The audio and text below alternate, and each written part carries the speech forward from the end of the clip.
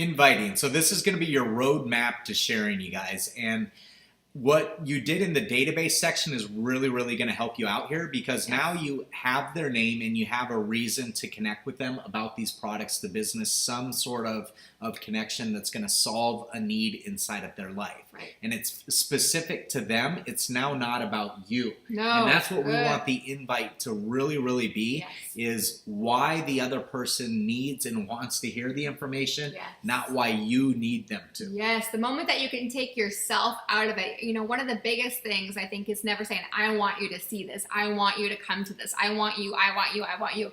It is, you need to see this. You know, I thought about you because, you know, it is completely all about them. Yeah, so if you remember back to when you were little, I always say that it's kind of like Mad Libs, where you write down an adjective and a noun and some verbs and all of this, and then you put it into the story. It's kind of the same thing of what we just did with the database to now invite. We're just plugging in the person's name and the reasons why we're wanting them to get in front of the information. Right. And that's going to make it a lot easier for you. So I'll give you some examples on that.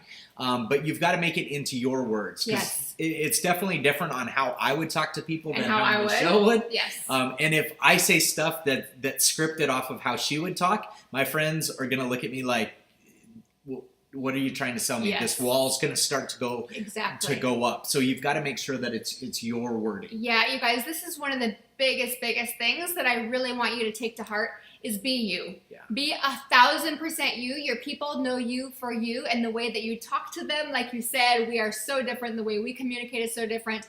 You know, if you're super extroverted and you're like, super excited, you know, you explain that, you know, and I'm so excited for you because, you know, if you're more quiet and you sit back, and if you're out and trying to be somebody that you're not, they're going to be like you said, what in the world is going on here?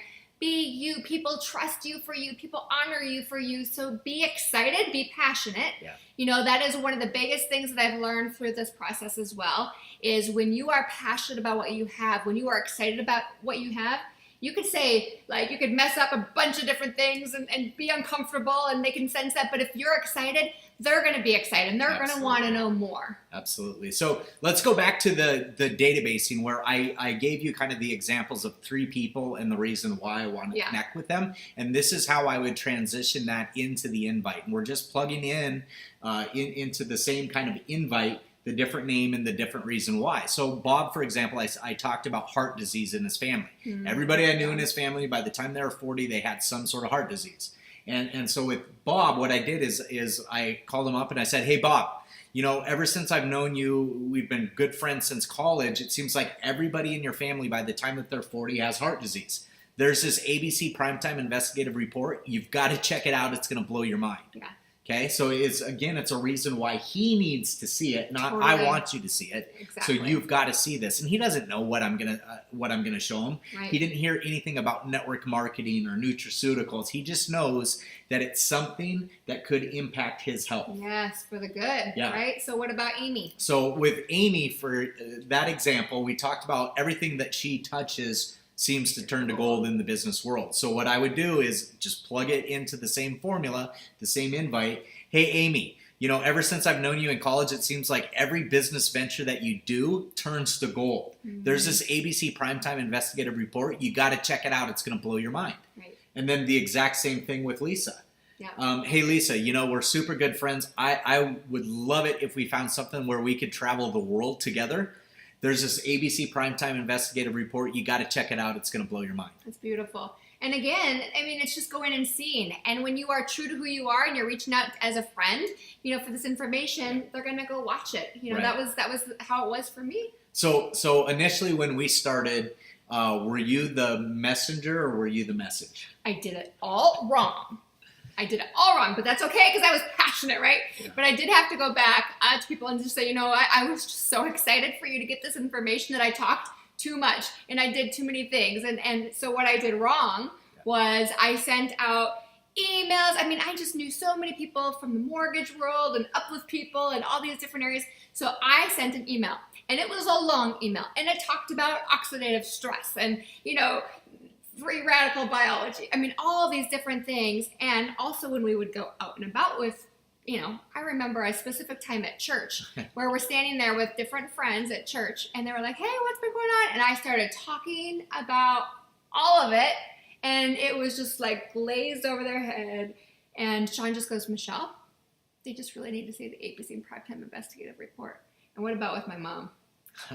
Yeah, so we were sitting there after our first meeting. We had signed up, trying to explain it to her mom of what we were doing, and you could tell she was kind of rolling her eyes and like, what are you just kids not doing interested. now? Like, she just wasn't paying attention. Right, just kind of nodding and in I'm super agreement. close with my mom. She's my hero. And all of a sudden it was like, okay, the kids are out in the living room. They've got the iPad. Yep. We were told to just show them the ABC video. Let's get that and show her the video. Right. And I kid you not, within the first 10 seconds. Well, so my mom was sitting back like this, like not really paying attention. Like I said, we're super close. So I'm like, oh, she's totally not listening. Yeah. Then Shawn goes, Michelle, she just needs to watch the ABC clip. So we get the iPad in front, and then she goes, huh, John Quinones.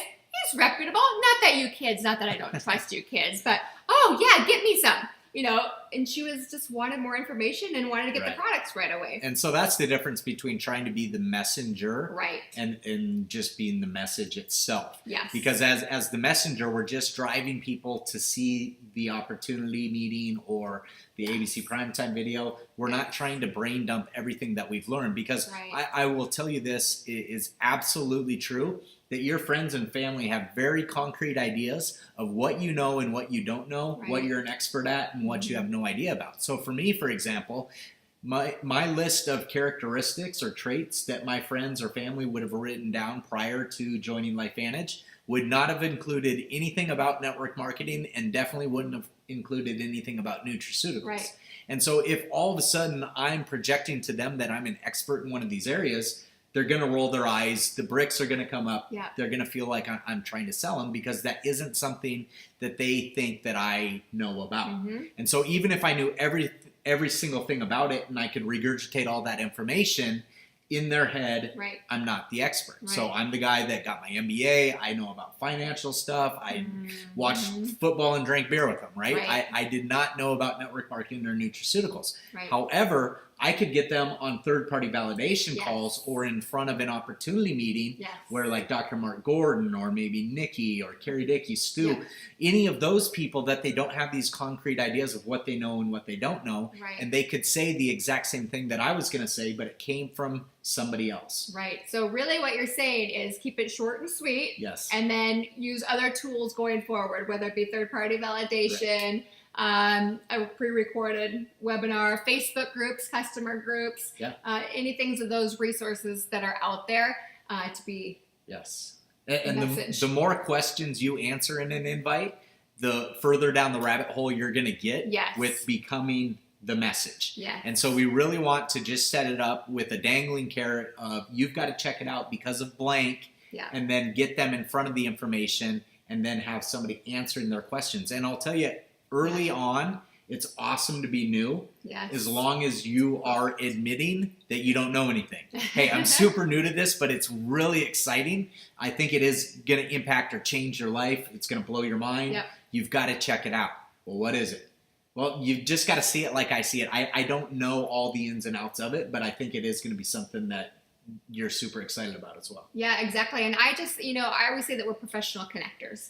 And that's why, in the beginning stages of all these videos, we said it's really important to learn who your team is and build that relationship with them, because you can then say, that is an awesome question. I'm super excited about what we have for you. And, Joanne is an incredible person and knows the science inside and out. And she's explained all these different things to me. And I've watched all these, and I know that this is the real deal, but I want you to get your questions answered, and I'm going to sit there and I'm going to learn, listen to, but she is the best of the best. And so it's a comfortable process. Nothing that we ever do is salesy, ever. So we're connectors. And so the last part of this is you just have to know what you're inviting them to. Okay. For some of you, it might be a home meeting. It might be a hotel meeting in your market. It's something that's live. Could be coffee that you're inviting them to meet up with you and somebody else to do coffee. It could be a webinar. It could be pre-recorded. Right now, we use pre-recorded opportunity meetings quite a bit. A lot. And so just knowing what you're going to send them to as well is pretty important. And don't send them, if you are sending them pre-recorded stuff or just the ABC Primetime video, don't send them it until they've committed to a time that they can watch it. Yeah. We made that mistake of sending it to people early, and how many people would open it up? Right. It's having that communication and knowing that this is a business, right? People are really, really busy. All of us are super busy. Yeah. So if you're excited for them, so I always say, oh, this is, super exciting. You're going to watch it at 7:30 tonight. Perfect. I'll follow up with you, right after. So if you set those times, it sets it up as business, but it also sets it up that you care about them. You truly care that they are watching it, that you can answer all the questions that they might have afterwards. Don't be fearful of that. That is a beautiful thing to do for them. Yeah, so inviting. So much we can say, right? Yeah, and this might be something that is one of the most uncomfortable things for you to do. And with practice, I promise you it will become more natural and easier to guide people into the information. But unless you get past that uncomfortableness, you aren't going to grow your business. So it is important for you to practice this and get out there, even if it isn't going to be great at first. Yeah, totally. And I just, as always, it's when you're in the action mode, when you're in it, just keep doing it and doing it and doing it. And again, don't think, just do. Here I go again. You're inviting, keep it short and sweet. Keep it short and sweet. It's okay that you're busy. Some people think in the beginning like, ooh, I need to block off an hour to figure out, or when is the best time going to be to reach out to this person? I'm telling you, there's never a perfect time to reach out to any specific person because everybody's lives change on a daily basis. So on your way to work, call, hey, you free tonight at, 7 o'clock? Hey, what are you doing tomorrow? Just short and sweet and just continue. And when you're on a roll, just feel it, because people, again, feel your amazing energy. If you're on a roll, just call and invite and be excited again and again and again and again. Yes. And again. And the phone can get heavy and hard at times to pick up and actually either have that conversation or send that text message. So if you're feeling like that, what I would suggest is maybe if your enroller is right there in the same city, that you guys get together in person to do these together. Yes. Because it'll make it a lot less intimidating. They can do it while you're doing it and vice versa. You can get immediate feedback on how it was going, what could be changed, things like that. So do it with other people as well too if you're finding it hard to get that invite out. Yeah, it's super fun to do it when somebody's right there with you, because you can actually even sometimes move into that third party immediately with them. Yeah, it's fun. Perfect. All right. Can't wait to see how your invites go. Yay!